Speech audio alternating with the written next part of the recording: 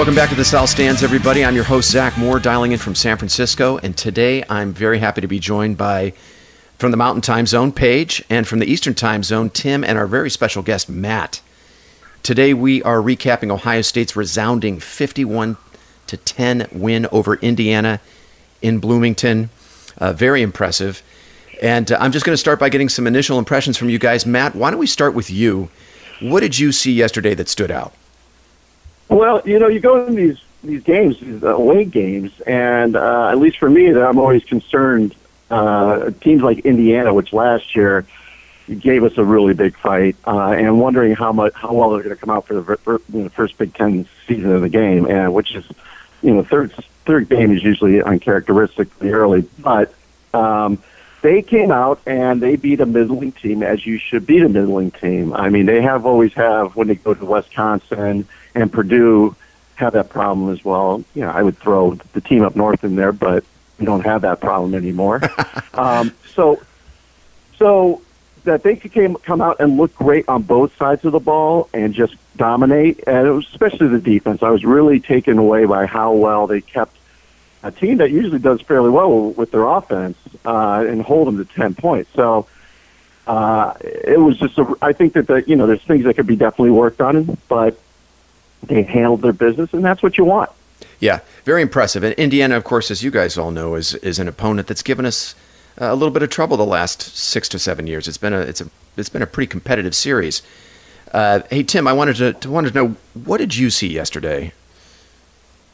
Well, to that point, Zach, I think that what I wanted to see, and I clearly saw out of the offense, was for them to come out and establish themselves. Indiana's hung around and made these games 4-quarter games, and I really felt like the offense did that. Even though they drove down on the first drive, missed a field goal, you're kind of rolling your eyes saying, Jesus, is this going to happen again? Is this going to be another tight game where Ohio State lets Indiana hang around? Mm-hmm. I felt like the defense 3 and out, the offense came right back down and scored, and it was a very good effort by the offense, and I think really from both sides of the line. I think the offensive line and the defensive line both clearly established themselves, and just Indiana did not have the athletes to compete at the line, and that opened up a lot of the rest of the game plan for Ohio State on offense. And then I felt like the defense really did a good job of shutting Indiana down. They've got a quarterback who's had success against Ohio State in the past. They've got big, rangy, wide receivers, and Ohio State had to make some adjustments. After the first couple of series, Indiana started running some crossing routes at the linebacker level, and they were having some success with that, and Ohio State adjusted to that and shut that down. And overall, I've been saying for all of these podcasts, I think the defense is going to end up being a big strength of this team, because it's all about the players have been good, and it's been coaching, and I think we've got the right coaching on defense now, and I think you're seeing that in the stats that show up versus the other teams and what they have and haven't been able to do against this defense. Good take. Paige, what did you see?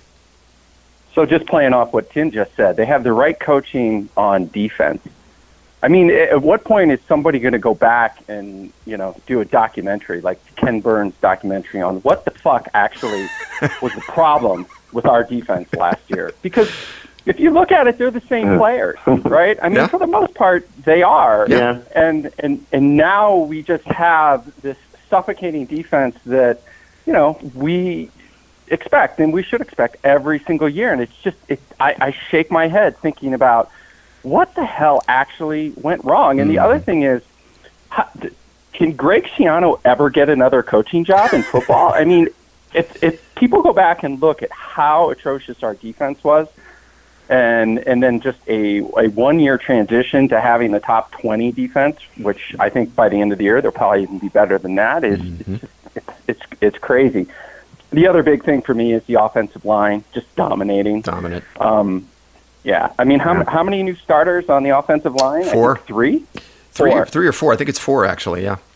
Yeah. So I mean, so that goes hand in hand with Dobbins going off, Teague going off. There was one play, it was like 3rd and 11. I don't know what quarter, it might have been the third quarter, and they just ran Teague pretty much, off the guard, and it's just like, hey, we're playing big boy football. We don't think you can stop it. And by God, they didn't. They just, Teague went for 15. I think the offensive line is a huge bright spot for this team, and I think it just bodes well, hugely for the future for the offense. My big takeaway is Ohio State is beginning to show the markings of a title contending team. You guys have already mentioned the offensive line. To me, it's starting to look like the O-line circa 2013, 2015, where you've got multiple future NFL guys on that line. On the other side of the ball, you've got a defensive line that is elite in both pass rush and run stuffing ability. We're talking about through 3 games, 14 sacks, 31 tackles for loss, and only allowing 2.1 yards per carry in the rush game. And we're talking about, you look at the last 2 weeks, I just went through the stats today. It wasn't as if Indiana and Cincinnati didn't try or that they quit running the football. I mean, Indiana ran it 31 times yesterday for 42 yards. And then last Saturday, Cincy, 34 attempts, only 107 yards. And a lot of that, the bulk of that those rushing numbers came at garbage time in the fourth quarter. So it's not as if these teams are giving up early and on the run game. They continue to pound it, and there's nothing there. The other impression I had was just a more balanced offensive attack as compared to last year. You're starting to see a dominant running game and an emerging vertical passing game that looks pretty scary. And finally, the penalties and turnovers have been virtually non-existent through these first 3 games. Exactly. Yeah. You go back to 2018. Ohio State ranked 124th nationally in team penalties with 8.3 per game. Through 3 games this season, they're 28th at 4.7 per game. So clearly that was an emphasis in the offseason, eliminating the mistakes. I don't have the turnover totals, but we know so far that Justin Fields does not have an interception. I think I'm right about that. And, really the only meaningful turnover that we've seen so far this year was in the FAU game early on when Dobbins fumbled in the red zone, deep in Ohio State territory that set up FAU's field goal in that first half. So that's what I'm seeing. I'm seeing the markings of a title contending team starting to show, and that's really exciting. And you talk about the defense. One of the things that we railed on last year in our little email group was that the linebacker play, and Werner and Harrison and those guys have been doing fantastic. Yeah. And I think speaks to that point about the running game being almost non-existent, giving up almost nullifying the opposing team's running game. I'm sure we'll get a game where that gets worked a little harder, but it's extremely encouraging, as you say, about putting toward a championship team. I mean, every year they look like a championship team on paper, but this team looks like they're coming out with more of the focus, which talks to the penalties. It just seemed like a much more focused team. Yeah, eliminating this. It's a small thing, but eliminating those mistakes. And really throughout the Meyer regime, his teams were pretty loose and free when it came to turnovers and penalties and even big plays. You go back to even the 2014 season, especially early on in that season, they seemed to, Meyer would live with mistakes. He seemed to live with, he liked an offense and a defense that created explosive plays, even if that meant giving up some, and also even if that meant giving up stupid penalties. And so far under the Day regime, we're seeing a team that's much more focused on those details, and we're seeing fewer mistakes. We'll see as the competition stiffens if they can keep that up, but so far it's really encouraging. Hey, Zach, the other observation I had that I thought was interesting was with respect to Fields. And, afterwards, he was kind of getting grilled by the press, and I won't get on my idiots in the press soapbox, but, everybody was like, oh, your accuracy was off and so many bad passes and what was going on and blah, blah, blah. And he handled it really well. Mm-hmm. But, what I would say is, look, he's an 18-year-old college quarterback. He's going to miss some passes. Of course. That's why I just don't understand the ridiculous questions he was being asked. And he did miss a couple early. Mm-hmm. But look, 14 for 24, 200 yards and 3 touchdowns, I'll take that every day of the week. And that's through 3 quarters, what by I the also way. thought, right. And what I also thought was interesting was early in the game, before it got out of hand, Indiana was blitzing on every third down and making him roll out and making him make quick decisions. And putting pressure on him. And, I'd like to see Justin Fields, make some of these passing errors and be under pressure in a game like this so that he gets used to it. So when he plays Michigan State and Michigan down the road, he's had some experience doing it. So I look at yesterday and Justin Fields and his performance and as a very good learning experience for him that will pay dividends later in the year. Yeah. Well, that's true, Tim, but it's still also a fact that he didn't really have that great of a game. I mean, compared to Cincinnati, where every ball was on the numbers, he wasn't like that. So to ask him about it, I don't think is unfair. That being said, I agree with you. Like, the expectation, right? Like, there was that dumb stat. God, they just come up with the most ridiculous stats these days. But, the highest rated passer when you, eliminate two different variables, and he was leading the country in that. Yeah, what is that? Adjusted? He's going to have a drop-off. Yeah, like that adjusted thing. But, even in the first two quarters, Olave made a spectacular catch, so did Mac. He was just a teensy bit off. So to ask him about it, I don't think is unfair. Yeah. I would say also to Paige's point, it's also, but I would rather them asking about things he could be improving on rather than patting him on the back saying, another great game there, champ. And I understand what you're saying. There's a much, the thing that Zach's point about the difference between Meyer and Day has something to prove. And so there's going to be focus on the details because he wants to make sure this year, because he's going to be proving that he's a legit big-time coach.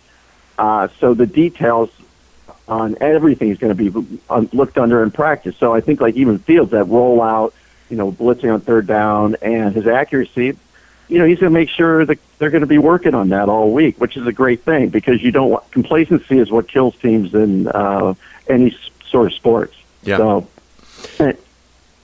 good point. Good points, Matt. I was just going to say with respect to Fields, when I look back on that game, what stands out to me about his performance is still the passes he was able to complete because there were some that were very impressive. He's really good on the run. Throwing on the run, and he did miss a couple. But to me, what I remember most are the passes that he did complete. There was a sequence in the game that I thought was, and I even texted you guys when this happened. It was after Dobbins' long run that went for 50, 60 yards. Actually, a run that he probably would have scored on had he not changed directions. But on the very next play, I think Thayer Mumford made a bad read, and he missed the end. And the end came free and nailed Fields for a 5-yard sack. The very next play, so it made it 2nd and 15. You're Indiana. You're hanging on for dear life. You're trying to stem the tide here because you know what's coming. Very next play, Fields rolls out, and he throws a BB to Vin Victor for a 20-yard gain. And a first down, and it set Ohio State up in the red zone, and they scored shortly thereafter. And I just thought that had to be so demoralizing for Indiana to, you get the big sack, you think you're in position to maybe force a field goal or potentially even a punt, and then Fields rolls out away from pressure, and he completes that ball to Victor, who again was wide open, ran a great route. Throws like that, and he had several others. He had several on Ohio State's first drive of the third quarter that were similar to that. Great throws along the sideline with the ball just shot off his arm to wide open receivers. That's what I remembered. But Matt, to your point, it is good to have some things to work on. And Day actually emphasized that in his post-game press conference. He mentioned that Fields had left some yards on the table, yards on the field, I think is how he expressed it. Any other thoughts? Sorry, go ahead. Yeah, Paige. The other thing about Fields is that I wonder how deliberate it is that they're just not showcasing his running ability at all yet, and especially when he's in the pocket. I mean, he's just sitting back there eating a cheeseburger, and either it's a deliberate, don't take off, or he's trying to prove something that he can throw. But when they need it, it's just going to add a whole nother element to his arsenal. And then good luck, how do you stop that? I mean, I have no idea, but it is something that they haven't showcased at all, and we all know it's there. Well, you look at Ohio State's first touchdown, right? That was on a zone read, if I'm not mistaken, and he walked into the end zone. I think right now where we're seeing Fields' mobility come into play is keeping plays alive. So he's not crossing the line of scrimmage. He's moving around back there, evading pressure, keeping plays alive. Now, we haven't seen a ton of big plays out of that, but you can see his ability to keep plays alive when there's pressure. He's really good at that. Really good at that. Really instinctual at it. That's got to give defensive coordinators absolute nightmares when you have a quarterback thing. You send pressure, and it doesn't really matter. He's able to keep the play alive. Any other thoughts on Fields before we move on? Yeah, I think this guy is I think he's gonna blossom. I don't really think we've seen the best that he can do. I think he's gonna be a type of player, as most talented players are. He's going to get even better. And by the time the season ends, if he stays uninjured and, they keep rolling like they do, I think we're going to see something truly remarkable from this kid. He just has the complete package. Yeah, I agree. But we want to, the mentally tough is still is a question mark. I think we're showing signs of that, but until we get into a real tough fight where we're down and there's not a lot of time on the clock, and see how he performs, we can't truly answer that until then. But I'm very encouraged by him. Yeah, and you made a key point there, Matt, which was if he stays healthy or uninjured. And Paige, back to what you were saying, we really haven't seen him, unleashed in the running game, and that is intentional, right? I think there is instruction from the coaching staff to be careful and very selective about when he takes off and runs.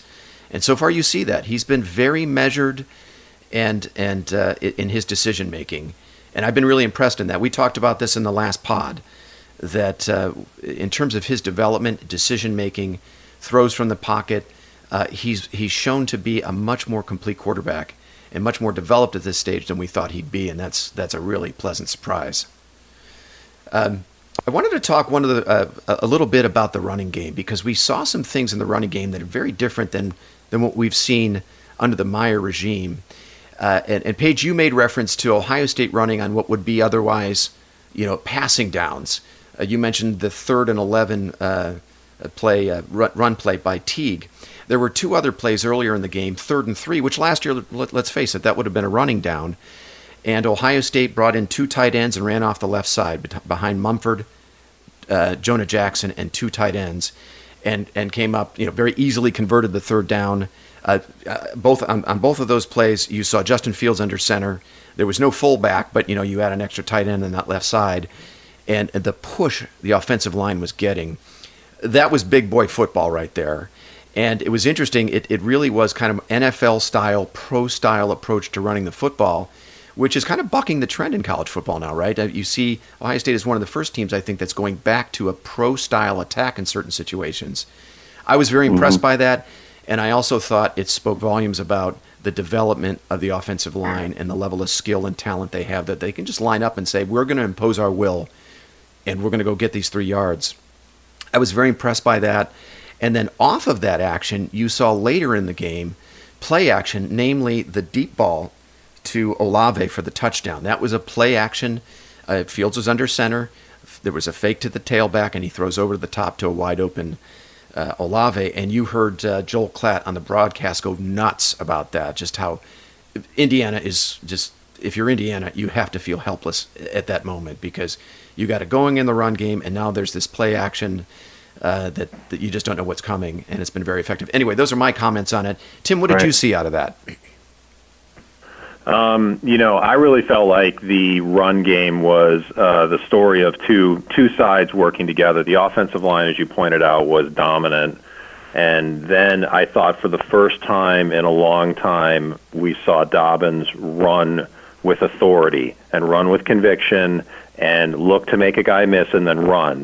Less dancing, less sort of juking at the line. He had a really good stiff arm that he had on somebody that led to a big run. And he just was running tough. He was making the first guy miss or shaking the first guy off, and then getting to the second level and showing a little bit of speed and some other things. And that's where I really think J.K. is good, is at the second level when he's in open space. That's when he can juke and make guys miss. But I think he's got to get there. But I think he gets there because of the offensive line. So I really think yesterday's 300 yards of rushing was really kind of about both. I thought Teague was also awesome. Yeah. Power runner, big guy. He's going to be great when it's 3rd and 2 and you need 2 yards against Michigan State. Mm-hmm. And master. Yeah, Teague has a little bit of pop too. Like he's got a little bit of acceleration. And do you guys? To me, it seems that Dobbins has a little bit more acceleration this year. He looks a little faster. I know he's a little lighter. I don't. Mm-hmm. Are you guys seeing that? Paige, what do you think? I'm curious how many yards he would have ran for if he'd played the entire game. Yeah. Like if they'd have just said, "Hey, we're going for the all-time Ohio State record here," I mean, could it have been 400 yards, 500? I mean, yeah, there was no stopping it. And so the other piece is it is it's obvious they like Teague. They're giving him some carries that maybe we didn't think he was going to get the start of the season. They're both running really well. Somebody gave us some feedback, Zach, about our first pod, and like, God, you guys were really hard on Dobbins, and yeah, we were. But he's definitely turned the corner. How much of that is him and attitude, and how much of it is, hey, there's big giant holes here being created by the offensive line? Is like a little bit of both. Yeah, a little bit of both. Probably.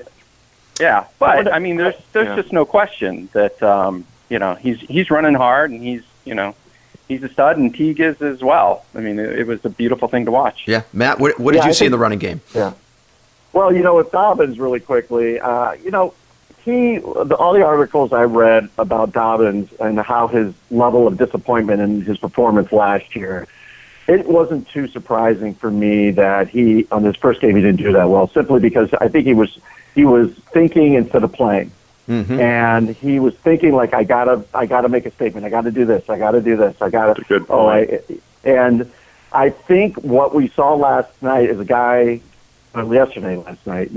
is that he is a player who's becoming comfortable with what type of runner he is, mm-hmm. and what type of player is, and understanding like the physical maturity as well as the intelligence that he's probably gained from the last 2 years is really starting to come together to where he can look at it. He understands what his position, what he can do and what he can't do. Like the dancing around, that's not him.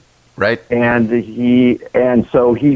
think if he sticks to like, this is what type of player I am and keeps going forward like that, I think there's no stopping him. And Master T, it's like they can play those two off of each other. And I mean, you can see going back to the days where it's 100 yards per player. We can 200-yard players a game if you wanted to. Yeah. So yeah, it's very. I will say though, back to the feedback you got, Paige, from one of our listeners about about the criticism of Dobbins. We were taking our cues from Ryan Day. Because Day was, he stopped short of naming Dobbins specifically, but he was very critical of the running game. The offensive line graded out all his champions. He had nothing but good things to say about Master Teague. But then when asked about the running game in general, he said, we need to do a better job of finding holes and running through contact. Well, you just look at the box score. Who had most of the carries in that game? I mean, who would he have been referring to there? It was clearly Dobbins. I mean, I think he stopped short of naming him specifically, but I think he clearly called out and identified Dobbins. And he responded to that to his credit. And it's really nice to see because I think he's a really nice kid. And he's, clearly has worked his butt off. I think he's down to like 3 or 4% body fat or something like that. He's clearly worked on his game. And you've seen it, right? 56-yard run yesterday, 193 yards and 22 carries. That's in 3/4 of action. Paige, to your point, he could have very well. Does Eddie George, by the way, still hold the single-game rushing record? I think he might. He would have shattered that had he played 4 quarters. Anyway, it was nice to see. And then he had the big 60-yarder last week at Cincy. So it's great to see the running game emerging. You have to be able to run the football to be a playoff-level team, and so far we're seeing that through the last couple of games. Like we did in last week's pod, guys, I want to get from each of you. I'd like each of you to identify a player. This is outside of the obvious performers yesterday. So we're going to take Chase Young out of the discussion for a moment. J.K. Dobbins, some of the other obvious guys. I want each of you to identify a player on either side of the ball that you thought really stood out but may not be the obvious choice. Matt, let's start with you. Who would you identify? That's a great question. One that I'm woefully underprepared for, but let me give it a try. I would, you know what? I'm going to go back to I'm going to be real lazy and go back to one of the things I said about earlier about the linebacker play. I'm going to say Werner did a really good job yesterday. He did. I don't know what his ended up tackles were as compared to everyone else, but he seemed to have a lot of them and was. Again, when I see the linebacker play go up, that's the thing, because last year I remember just that hurt my eyes until we played the team up north. I could not watch it. You and me both. They just seem so slow, and it's just like it was almost like watching Tecmo Bowl of like inferior players. So he's a bright.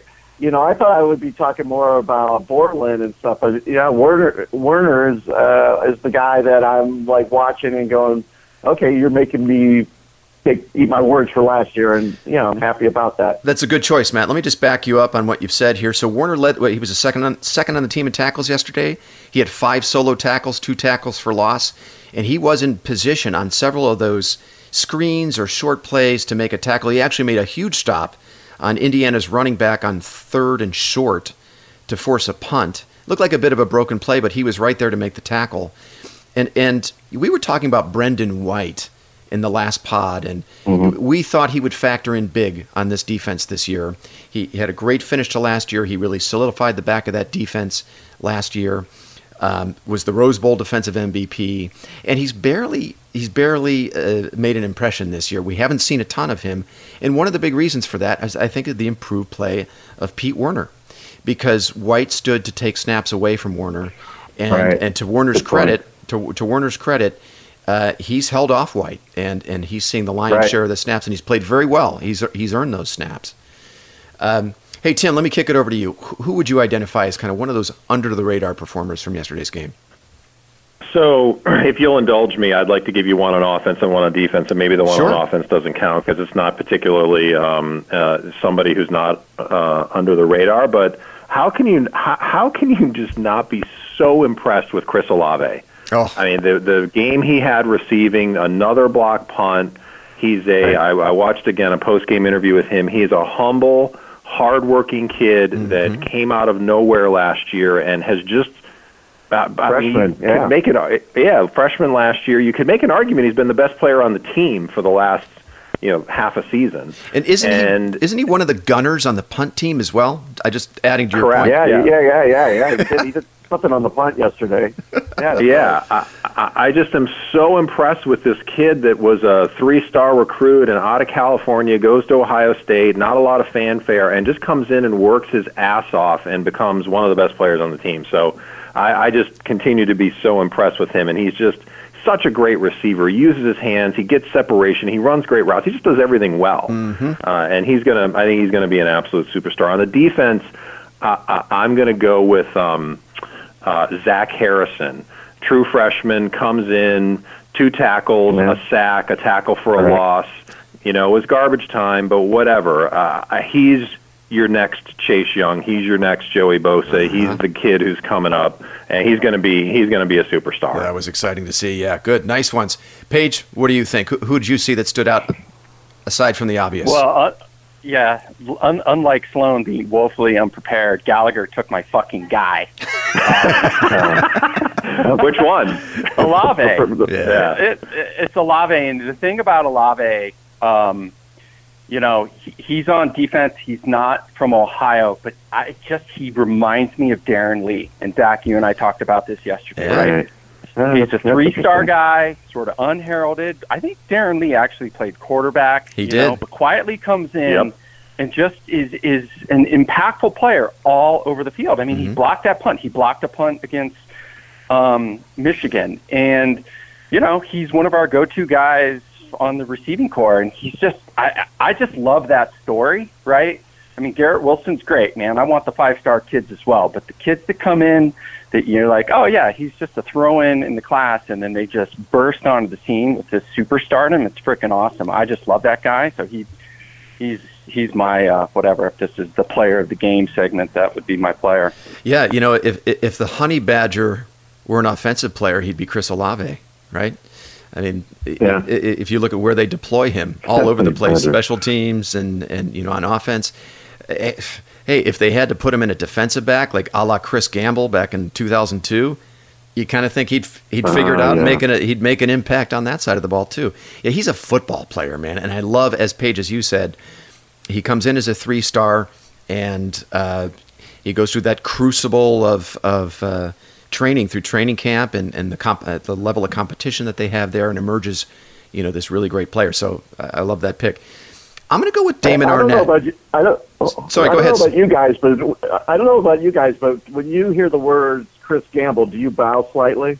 Because I do that out of reflex, because there's no way we would have won that championship without that adjustment or that player. Oh God, yeah, I genuflect at the mere mention of his name. So I'm going to go with my player of the game, and I suppose it wasn't necessarily an underrated, under the radar performance, but it's Damon Arnett, and this is a kid that I had identified before the season as someone I thought that would actually really benefit from the coaching change. Having Jeff Hafley in there, I thought Arnett really suffered more than anybody in the secondary from the departure of Kerry Coombs. The first couple of years that Arnett was there under Coombs, he was an emerging star, and we're talking about a kid back in 2016 that was a part of a corner rotation that had 3 future NFL first-round draft picks at corner. And Arnett was good enough to play with all those guys. We're talking Ward, Conley, and Marshawn Lattimore, and the fourth guy was Arnett. And at the time, Combs said Arnett, he considered all 4 of those guys interchangeable. And then he struggled as he did last year, and let's face it, Arnett was one of the whipping boys on the defensive side of the ball, along with Tuff Borland. And I think in some cases unfairly so, he was clearly not getting the coaching that he needed. And a great story, right? He was on his way to the NFL after the Rose Bowl. He actually sat down and talked with Chris Carter, and Carter told him, "You're not there yet. You need to come back." Carter talks him into coming back. He rededicates himself to the game. Obviously Hafley was a big part of convincing Arnett to come back. And look at him yesterday. Arnett with a big pick six, 96 yards. I think that was the 5th longest pick six in Ohio State history. And I thought, what a great moment. He almost kind of took his time to enjoy that saunter down the sidelines, down the field for a touchdown. And it really did kind of seem like a bit of a victory parade for him. And he's been really good. He's been very good this year outside of that moment. I don't have the stats in front of me, but I know he was credited with several other pass breakups. So kudos to Arnett for really turning things around. And he's my top performer. Any other guys we want to mention here?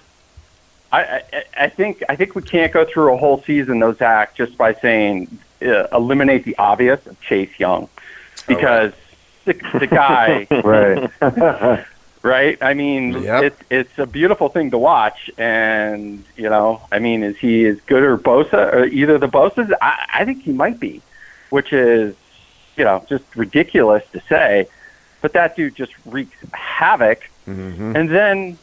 We're still banged up on the defensive line. Like, we're not even seeing how good they could potentially be.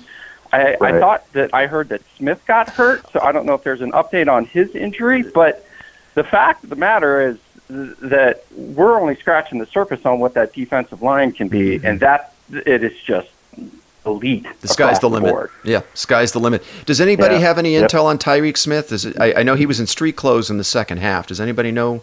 Has anything come out around that? I know they're very cloak and dagger about injuries, but I had read that before the season started, he had groin surgery, I think, in the off season, and was taking longer to rehab. And my guess is I don't think he re-aggravated it, but they're probably being overly careful with it, because I think he did play the whole first half. He started and played the whole first half, and I just think they made the decision that you're good, no reason to push it. There's probably still some recovery going on, is kind of the way I read the article. Okay, got it.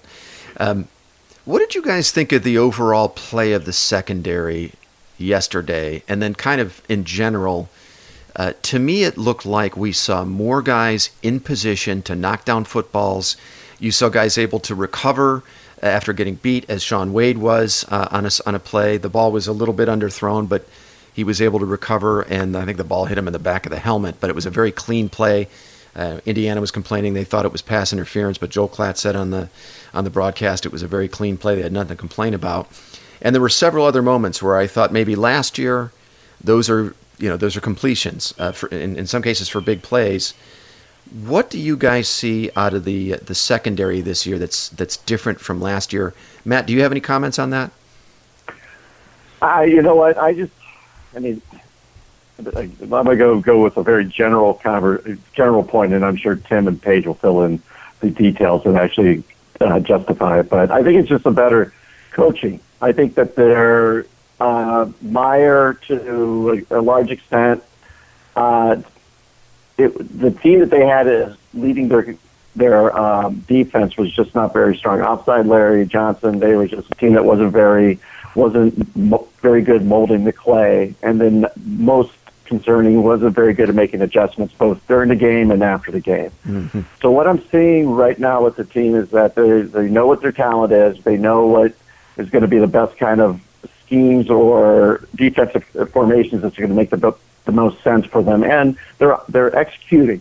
Most importantly, they're executing, and the results are very clear. Well, we haven't played three great offensive teams, but they're not bad offensive teams, and actually more notable for their offense. So that they came out with that focus and execution. It just seems like, again, across the board, much more focus, but especially on the defense, I see it there. Got it. Tim, what did you see out of the secondary yesterday? I think what I'm seeing most of all is just experience. Is just being a veteran. When you think about the combination of Fuller, Arnett, Wade, and Okuda, what you've got guys that have been on the team now for multiple years. You've got to Matt's point, you've got a coach that's got their back in Halfley, and you've got schemes that are allowing them to play freer and think less.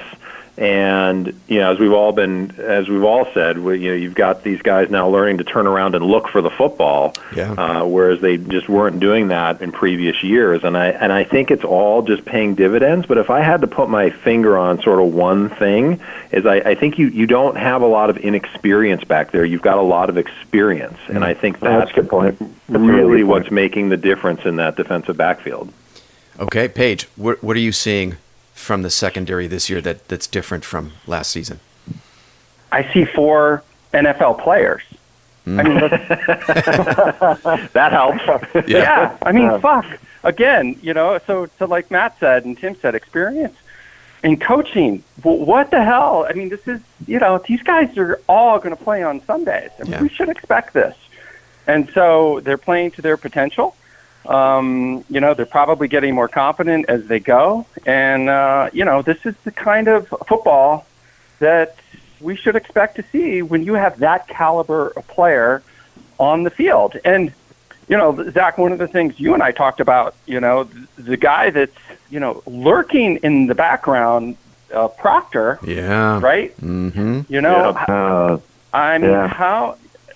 there's just not enough snaps to go around. We just have athletes and studs. Yeah. And not just in the secondary, but, all around the whole team, the defense. But that's really what I'm seeing, and these guys playing up to their potential. Yeah. I'm looking at the stats right now on ESPN.com. To me, it looks like this number might be a little off. But the defense was credited with 6 pass breakups. Strangely, Arnett was not credited with one. There's no way that's right, because he had one in the end zone where he ripped the ball out of the receiver's hands. So I know he was credited with at least 1 pass break, and of course there was the interception. So easily 7 pass breakups. Proctor dropped 2 interceptions. I saw 2 plays, one by Proctor, and then one also by Fuller, where they broke on the football. And the first one by Fuller, I think Arnett was actually flagged for a pass interference or a hold. And but Fuller was breaking on the football and nearly picked it off and went the other way. Proctor had one later in the game as well. Same deal. He dropped the ball, but he broke on the football. He knew where it was going. So to me, that shows, and also if you're looking at where the corners were on some of these long pass plays, they were in position to knock it down. In some cases, there was help. There was a deep ball that both Okuda and Arnett made a play on to knock away. These guys are in position. They know where they need to be. They know where the plays are going. And I think that definitely comes down to coaching and, to your point, Tim, experience. And Paige, as you've said, this is what we should expect at Ohio State, especially with the way they've recruited. You've got NFL players back there, and they're finally starting to look like future NFL players in the secondary. I'm still waiting for that watershed moment, by the way, in terms of turnovers for this defense. Because we saw another game again here where I think Indiana had 2 fumbles we were unable to fall on, several dropped interceptions, and that just has gone along with how the season has gone. They're forcing loose balls. They're getting their hands on balls in the secondary. And one of these games, I'm telling you, man, it's coming. A 5 or 6 turnover game for that defense. Right. They're getting close. Possible, yeah. Yeah. Well, Zach, and another thing about the secondary is the game gets a lot easier when you can't fucking rush the ball, right? So kudos to the defensive line. I mean, Indiana had, I wrote this down, 42 yards rushing, and I don't even know how they got that because I can't honestly remember any of them. Mm-hmm. Same thing with Cincinnati. Pretty much the same thing for FAU. And when you have a defensive line that is just shutting down the run and being able to get just tremendous pressure without actually having to blitz a whole lot, makes the secondary's job all the easier. Yeah, 42 yards. 42 yards of that 42-yard rushing total yesterday. 20 of it came on a scramble by Ramsey. Right. Wow. Matt, you were going to say something. Well, Go ahead. Yeah, I was going to say is, the old Woody chestnut. There's 3 things that could happen when you pass, and 2 of them are bad. if you stop the running game, and with these quarterbacks, it's just going to open up a much more opportunity. So what you said, Zach, like you could seriously go for 5. We could go for some really big scores on just for the defense. Mm-hmm. It's kind of crazy how well they're doing stopping the run. Paige, I wanted to go back real quick to Proctor because we were talking about him yesterday after the game, and that's one player I think the whole fan base is eagerly anticipating his day. But we were talking about how he just has, and I was at the game last week, the Cincy game last week, and I was following Proctor around on the field, and he has this, as I mentioned in last week's podcast, he's got an interesting physique for a guy playing his position. He has a corner body, like a cornerback's physique, I think. He's taller for a safety than I think what you would normally see, but he's got that fast twitch, quick twitch type athleticism that you would see in a corner or a wide receiver. He's got long arms. He's lanky, wiry, strong, and I cannot wait to see him play. And I think that they're going to have to give him snaps this year. They're going to have to continue to give him snaps because I think he gives them an opportunity to make plays in that secondary that where maybe Fuller doesn't. Fuller's a good, solid player, and obviously he has had nothing to worry about losing his job. But when we're talking about playmaking ability, a difference maker, Proctor looks like that guy. And this is a big comparison, and probably an unfair comparison at this stage. But to me, he looks like an Ed Reed type. Because I can't think of another player like him that's played at Ohio State. Ed Reed is the player that comes to mind when I just look at his athleticism. Paige, right? We kind of agreed on that, right? Yeah, I mean he's gonna make some plays. He just has an instinct for the ball, Malik Hooker-esque. I mean, going back to Malik Hooker, I'm sure you guys all saw that interception he had against Phillip Rivers, which was just insane. Insane. But it reminded me of that year, and I don't know exactly what year it was with Malik Hooker, but he would just change the complexion of a game just coming out of nowhere and snatching an interception. And, that type of like momentum shift is just gigantic. And it kind of feels like Proctor has that type of ability. So he's got to, see more snaps as it goes. But then again, who's he going to take them from? Maybe he's taking some from White. But, you got Wade back there. Fuller's, like you said, Zach, he's not in any jeopardy of losing any playing time. Yeah. But it just kind of feels like as we go along, he's going to be an impactful player. Well, he has played meaningful snaps the last couple of games. And maybe it's just, hey, let's give Fuller a blow and let's keep him fresh. And I think we're going to continue to see that going forward. I do. I think Day probably likes his depth at that position, and why not use it, even if it's just a few snaps to give Fuller a blow. Do you guys have any other observations from yesterday that we haven't covered yet? Anybody want to mention something that we haven't yet hit? Yeah, I've got one, Zach. Sure, go ahead, Tim. I watched a really interesting interview after the game with Kevin Wilson. And obviously he's the ex-head coach of Indiana, but the interview really wasn't about that. One of the reporters had asked him about play calling and how's play calling work and how's it going, and you're now the offensive coordinator, but Ryan Day calls the game, and that whole dynamic. And he went into a pretty long explanation of it that I thought was fascinating, which is he described the process during the week where they get in the room and it's Hartline and it's Tony Alford, and it's Yursich, and it's Wilson, and it's Day, and it's this big open conversation. And if people aren't contributing, Day will call them out, be like, hey, I want to hear from you. What do you think?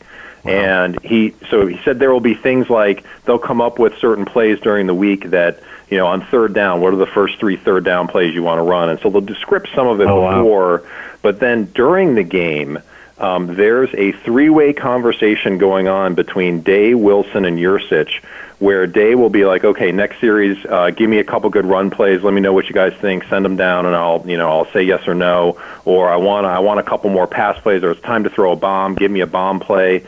And so, really, the point of what Wilson was trying to say was, Day is creating a culture of inclusiveness and collectivism where everybody feels bought into the process. And Wilson seemed really happy with the latitude he was getting and his ability to have influence on play calling. And it's not just, Ryan Day dictatorship. It's all of these guys collectively deciding the game plan. And yeah, ultimately Ryan Day's got the last say of what play goes in, but it sounds like he's including the coaches, and I think it's more of a credit to Day and the culture that I think he's building both with the coaches and with the players, and I think we're starting to see some of that on the field. Wow. Yeah, that mindfulness came out preseason, how he talked about relating to his players and keeping the door open, having a couch in there for them to hang out. It's like all those things, I don't want to get into a side non-football conversation, but it's like people want to feel valued and they want to be challenged. Is that is a way to, only your thinking will get better the more you're challenged about it. And that's only going to make the play calling and the relationships between players and coaches stronger. That's those are great points. And Tim, to go back to what you had said, it's a delicate balance, right, between having all those contributions, making feel everybody's contributions are considered and included, but avoiding that too many cooks in the kitchen, conundrum, especially when it comes to play calling. And so far, they pulled it off. I had not heard that interview. I'm glad you brought that up. I'm going to have to find that and listen to it. I think that's fantastic. Yeah. The co-coordinator thing is a bad idea, right? And I think what Day's doing is saying, hey, give me your input, but make no mistake, I'm going to make the final decision here. So it can work, right? Right. I don't know that it worked last year, right? I mean, at times when it just seemed like, okay, so you got Meyer, Day, and Urban. And Urban wasn't calling the plays, if I'm not mistaken. And so to your point, Zach, it is a very delicate balance, but clearly it's working, and kudos to Day for, putting it together. Yeah. Anything else we want to cover, guys? Actually, I thought I'd make one comment, just kind of generally speaking. It was a lousy slate of games for the most part yesterday. And the Big Ten, PU. I mean, we've got this stretch coming up, starting with the visit to Nebraska. That slate includes, and I don't have the schedule here in front of me, but that gauntlet also includes home games against Michigan State, Wisconsin, then another road game against Northwestern. I don't know. At the beginning of the season, I looked at that gauntlet and I was concerned, and I am far less concerned now, having watched through 3 weeks what the rest of the Big Ten looks like. How about Michigan State? What did they score? 7 points at home in a loss to Arizona State? Yeah. I think it was your boy Jay Book, Zach, had a funny tweet like, why do both Michigan schools just insist on running an 80s offense? Like, what is it about that? I mean, and you know what? If you're a Michigan State fan and to a degree a Michigan fan, like, you got to be pissed at this point. Like, are you kidding me? Yeah. You can only score 7 points against ASU. Like, that's just pathetic, D'Antoni. And At home. At home. You got to be better. Yeah. You've got to be better. Yeah, you can't just, I mean, clearly they're elite on the defensive side. But, you know, with respect to Michigan State, I kind of feel like D'Antonio caught lightning in a bottle there from a recruiting standpoint between 2011 and 2015, right? And we remember the players, the Connor Cooks, the Shalik Calhouns, guys like that. But I don't think they're recruiting at the same level. You know, he's clearly able to architect an elite defense, but I don't see that same level of talent on the offensive side.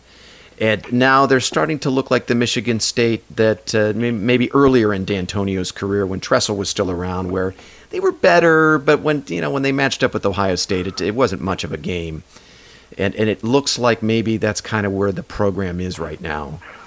Yeah, that's a great point. And also it's like they have two coaches who are locked in their ways. You could say that what we have an advantage of with Day is you have a more evolved coach. You don't have a coach who's just sitting in like, this is the way I run a program, this is the way I run my plays, this is the way I do stuff, and this is the way it's going to be.